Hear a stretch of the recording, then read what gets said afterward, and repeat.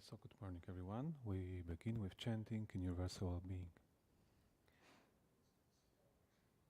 May I abide in well-being, in freedom from affliction, in freedom from hostility, in freedom from ill will, in freedom from anxiety, and may I maintain well-being in myself.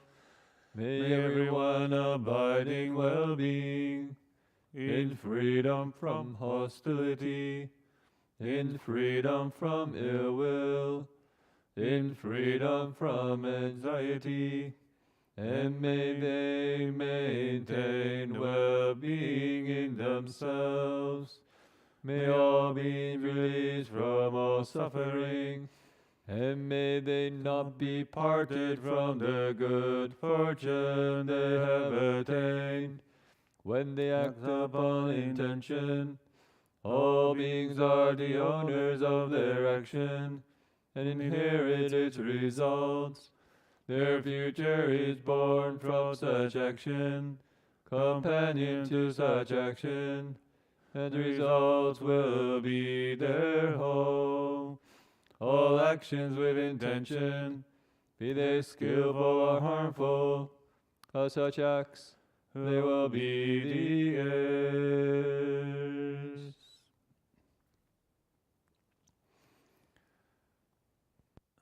So today we have day number 6, our residential, the second turn of 3 months retreat. And we mentioned that the theme for this time, when we reflect on, is renunciation, finding courage to let go, space to let go in our hearts, to find a joy in simplicity, contentment in kind of ordinary things. But also the second part, and I actually on the connected, is purification, acknowledgement of unskillful actions which affected others, create the harm. And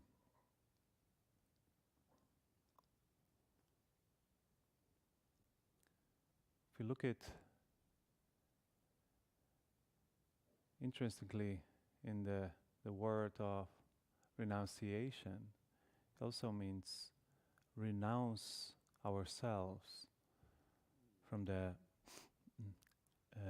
unwholesome tendencies that are kind of the cover our nature. So the process of the purification of the renunciation is kind of purifying the nature, recovering the nature, is restoring the nature. And one of the translation, what I found that for renunciation is non-addiction.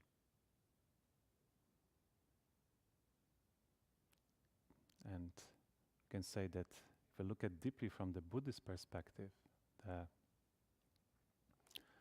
what really keep us in samsara, make us very unhappy, is addiction to self, right? Addiction to our ego. When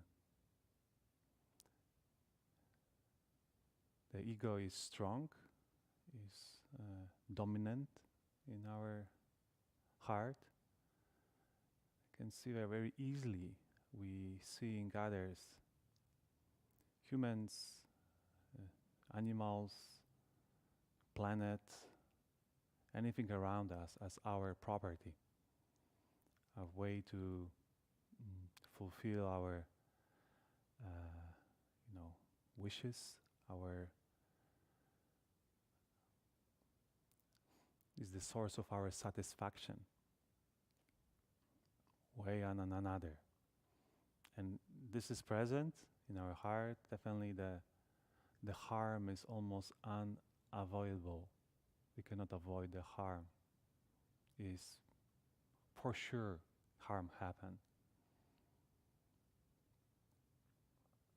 So one of the steps of the purification, looking these addictive qualities in ourselves,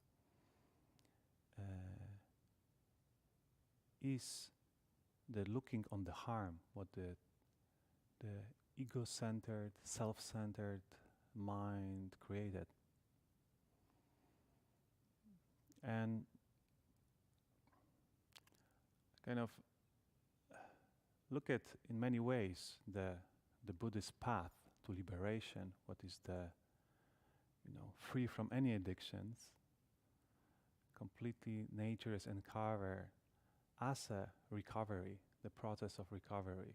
And interesting enough, there's some elements what the Buddha recommended is also present in the recovery approaches. When, for instance, AA, one important one is made a searching and fearless moral inventory of ourselves. So deeply look at all the mistakes, all the harm, all the unskillful actions we did, and how we create the harm, how we make other people suffer. So here in our context, one of the exercises was we create a list of unskillful actions, what we did, what we remember. This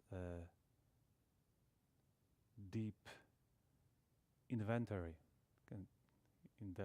This is step 4 in Anonymous Alcoholics, is the fearless. It's interesting, this fearless, because it's not easy to go deeply to this place. And it's definitely required to have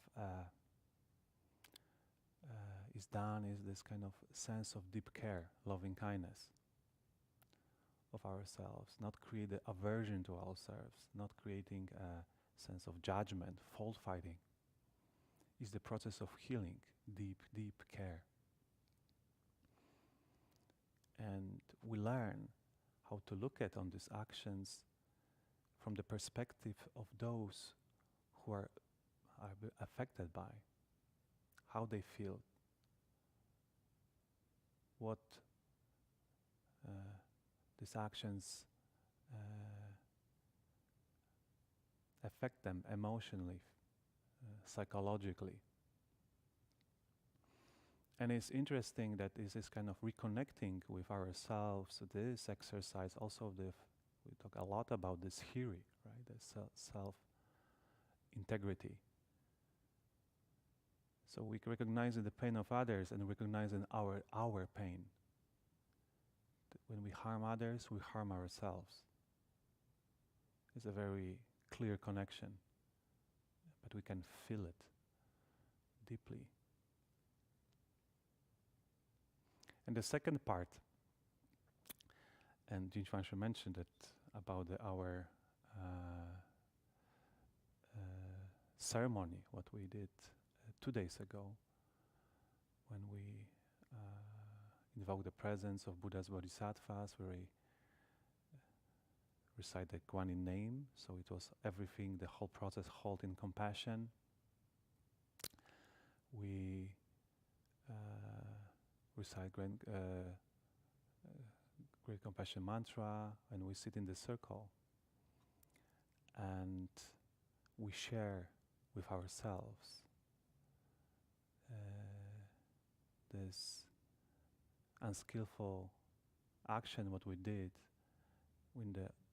with intention that we want to offer the 3 months of this practice together to benefit, to heal the relationship what we harm in different ways. And interesting in the recovery process is also the one, the step is admitted to God, to ourselves, and to another human beings, the exact nature of our wrongs. So we make it public, right? And this is another important element of recovery of ego, because ego doesn't like to uncover this quote unquote failures as ego can see. So it takes courage and create a interesting quality invoked in heart, kind of the tension, the kind of heaviness melted in the heart, in the chest, when we open up in the group of people who care and who support. And we make ourselves committed that I try my best to not do whatever I did in the past again. I try my best, and my spiritual friends witness that and make the whole process accountable. I really bring I want to be trustworthy, that my vows, my commitments counts, and they support that. And it's, you can say this is a kind of recovering, reactivating the sense of otopa, that we have this group conscience. We do this together. We uphold the standards of non-harming, ahimsa, together. And it was very beautiful and very touching to experience that in our group. And people open heart and say, I did this and that, I harmed that person, or group of people. It's something as special arise.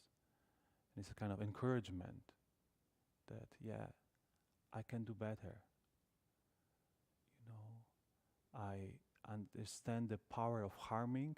Now I can understand the power of healing. And with this have in the Sangha created by the Buddha, when the recitation of precepts happened, that is the monks confessed their offenses. You can say that returning to purity, right? To purifying the nature, purifying the heart in the community of people who are committed to the same values. And it's also very, very powerful experience, powerful ritual, you can say, with open heart. And